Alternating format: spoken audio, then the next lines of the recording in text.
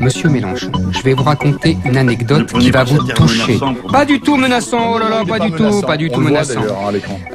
Monsieur Mélenchon, je vais vous raconter une histoire qui s'est passée à Bagnolet il y a une quinzaine de jours. Une mère de famille musulmane voilée racontait à une élue de Bagnolet ses altercations avec la directrice de l'école qui ne supportait pas que elle soit voilée comme ça et qu'elle veuille accompagner sa fille dans l'établissement scolaire. Et elle parle avec donc l'élu local et qui lui est...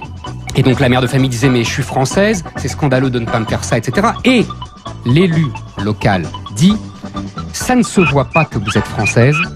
Et l'autre s'énerve évidemment et elle dit parce que vous êtes voilée. Cette dame s'appelle Karine Lombardon. Elle est élue municipale Front de Gauche.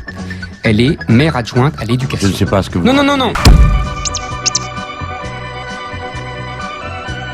Mais pourquoi je vous raconte cette histoire? Oui, bien sûr. Pour tout salir, tout rendre laid. Cette réaction de quelqu'un de chez vous, c'est la réaction de la France depuis 150 ans. C'est-à-dire que l'assimilation, ça veut dire devenir le même. Ça veut dire ne pas rester l'autre. Quand on a une religion qui n'est pas seulement une foi, comme vous le prétendez, mais qui est aussi, tous les spécialistes le disent, un régime juridique, un État, une politique. L'islam n'est pas seulement une foi, ce n'est pas le catholicisme. Le judaïsme, il y en a aussi, des pages et des pages. Le judaïsme aussi.